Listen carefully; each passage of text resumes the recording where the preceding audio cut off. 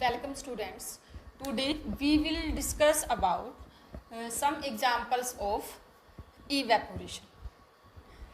In last lecture we discussed about evaporation. ठीक है?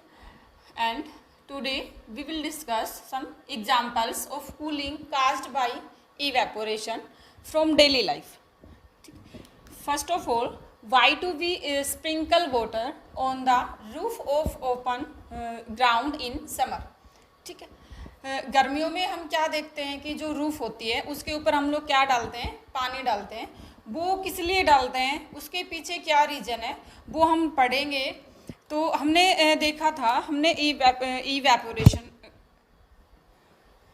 Evaporation के बारे में हमने पढ़ा था कि it is a process in which liquid convert into gases. एक ऐसा प्रोसेस है जिसके अंदर लिक्विड किसके अंदर कन्वर्ट होता है, गैसेज के.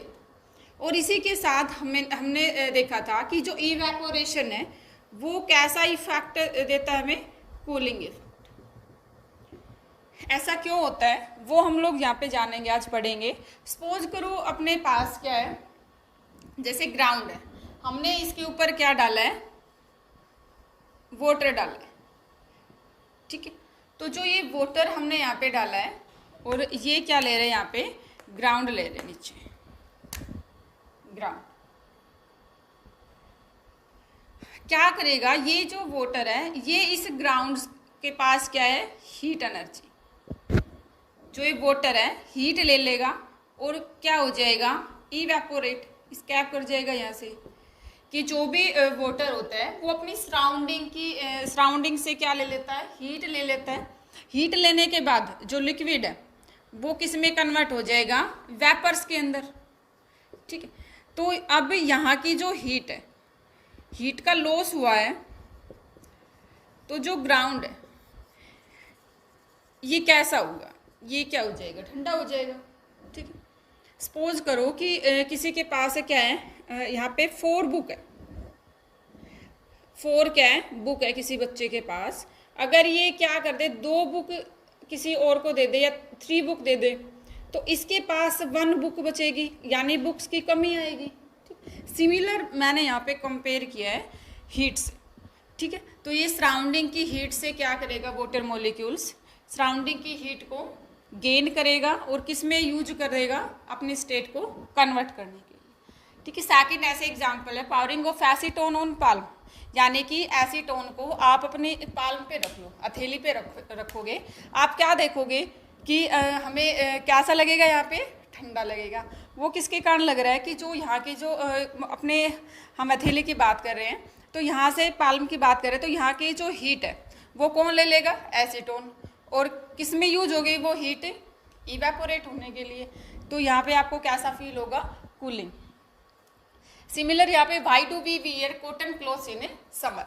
समर के अंदर हम कॉटन क्लोथ्स क्यों पहनते हैं, क्योंकि जो कॉटन क्लोथ्स है उसके अंदर स्मॉल पोर्स प्रेजेंट रहते हैं.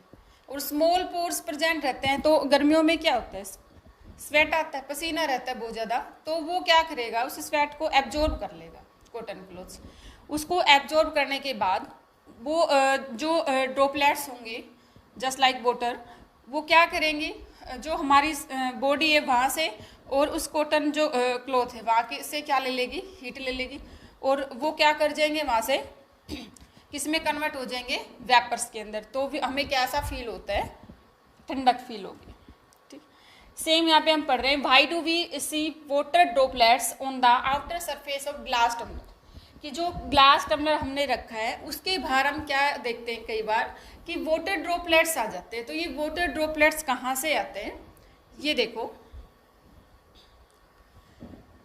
हम क्या ले लेंगे यहाँ पे, सपोज करो ग्लास ले लिया आपने.